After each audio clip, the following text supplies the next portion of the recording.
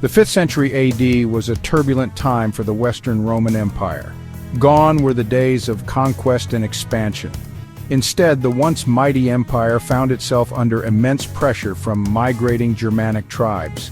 These tribes, displaced by the Huns from the east, pushed westward, seeking new lands within the empire's borders. The Western Roman Empire, weakened by internal strife and economic instability, struggled to hold its frontiers. The legions, once the pride of Rome, were a shadow of their former selves, increasingly reliant on foreign mercenaries. It was a time of uncertainty and fear, with the very survival of the empire at stake. The Western Roman Empire had faced crises before, but nothing quite like this. The empire was staring into the abyss. The once invincible legions were now struggling to contain the barbarian tide. The very fabric of Roman society was unraveling. The empire needed a hero, a leader who could rally its dwindling forces and stand against the encroaching darkness. Like and subscribe to emgotvhistory Warfare for more stories. In this hour of need, one man emerged as the protector of Roman civilization, Flavius Aetius. Born into a prominent Roman family, Aetius rose through the ranks of the military, proving himself a skilled soldier and a shrewd strategist. His early career saw him serving as a hostage among both the Visigoths and the Huns, experiences that gave him invaluable insights into the minds of his enemies. Upon his return to Roman service, Aetius quickly made a name for himself, earning the respect of his troops and the fear of his enemies.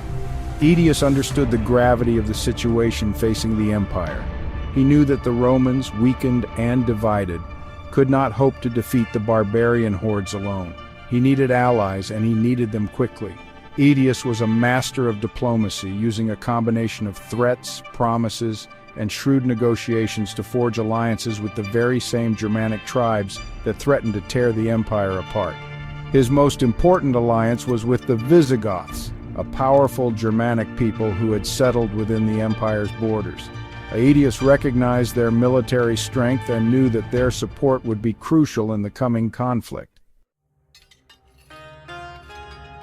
While Aetius was rallying the forces of Rome, a storm was gathering on the empire's eastern frontiers.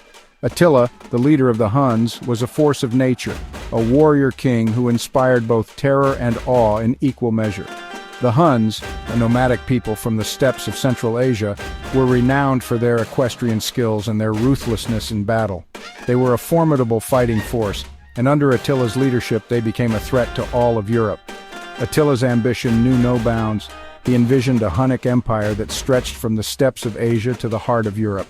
He saw the weakening Western Roman Empire as an obstacle to be swept aside, its riches ripe for the taking.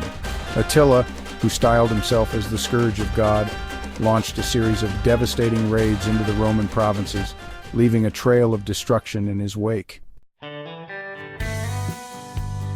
In 451 AD, Attila's ambitions brought him into direct conflict with the Western Roman Empire. The pretext for war was a familiar one, a dispute over a royal marriage and the dowry that came with it. Honoria, the sister of the Roman Emperor Valentinian III, offered herself in marriage to Attila, hoping to use the Hunnic king to further her own political ambitions. Attila, never one to turn down an opportunity, readily accepted, demanding half of the Western Roman Empire as his dowry. The Roman court, outraged by Honoria's audacity and Attila's impudence, refused. Attila, with a convenient excuse to invade, unleashed his fury upon Gaul. For more epic stories like this, make sure to like and subscribe to emgotvhistory Warfare.